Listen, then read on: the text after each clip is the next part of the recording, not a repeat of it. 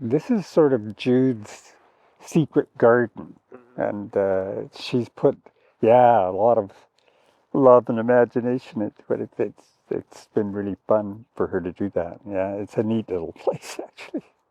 We're lucky. How in BC we've got this really rich culture, but it is very balkanized in some ways, right? So you get these separate energy fields of Prince George, Kamloops, the Okanagan, the Kootenays, right? And that they're kind of like, so my really good friend Tom Wayman and I tried to break it down so that there would be a Southern Interior writer's blah, and we had this idea of north-south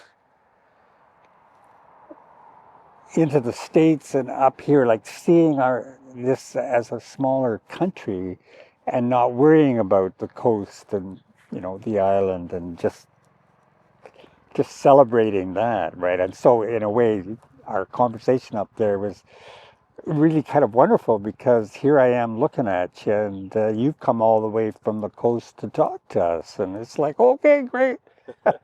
Because otherwise we just go ahead and do our stuff. Like it's like I said, I've got this box inside that is full of the most recent publications by about 30 writers who happen to live here, and their books of poetry and fiction. And it's really easy for me to have this box because I know all these people, and they all live here and they all write here, right? But not always I see that represented uh, provincially. So I just really thank you for coming up and talking to us. I think that's great.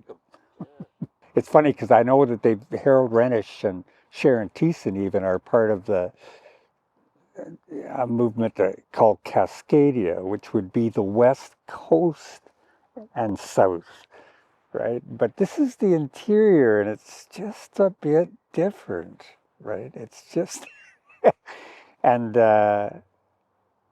yeah, and so we do have these separations. Yeah, being willing to take a certain kind of risk of exposure and vulnerability, and you being comfortable with that aesthetically, so that you can handle this. This isn't a display.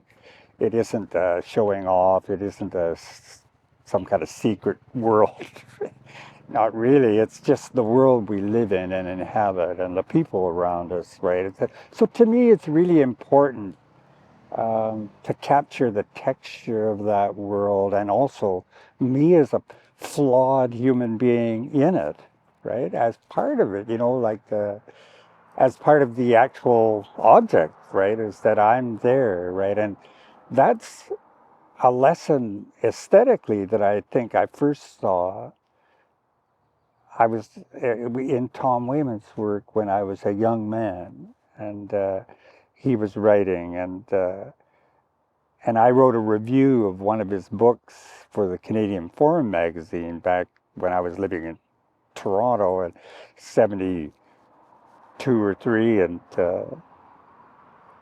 I just loved the way he had pared everything down.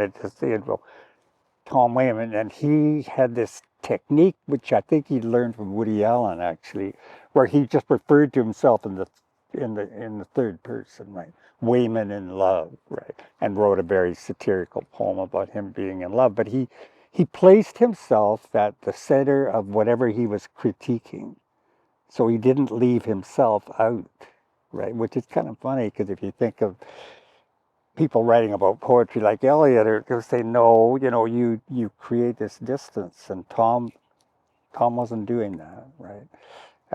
He was inhabiting the foreground.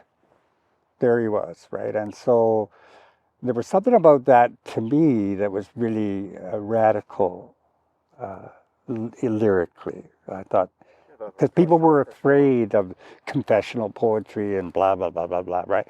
And solipsism, self-indulgence. I remember laughing about that, and I became very comfortable, because of my work on Lowry too, with autobiographical fiction first. Is it possible to write about yourself in an honest way, whatever that means. And it means a lot, actually. It's taking a risk, right? And so I would have over the years people say, how can you possibly write about this? You're making yourself so vulnerable, right? This would usually be pretty insecure guys who would say that, right? And for whatever reason, because of my dad mostly, I was not insecure about my failings, right? It was okay, right? Like part of me being in the world was screwing up half the time, at least, right? And that was okay, right? And so there's that side of that honesty that I think I've been always really super comfortable with the day-to-day and with the mundane and with, quote, ordinary, which of course is never ordinary. Uh, and that was really beautiful to me, part of what is beautiful and true, right? And the other side of that is texture, right? And this is where Jude and I link up a lot. My wife Jude is a beautiful painter, and color and texture is really important to her, even though her works are really abstract. So how does that work, right? And that's a whole other issue, but it's pretty interesting to me. And so there's this beautiful philosopher, Elaine Scarry, who wrote a tiny little book on beauty. Beauty always takes place in the particular. And if there are no particulars, the chances of seeing it go down.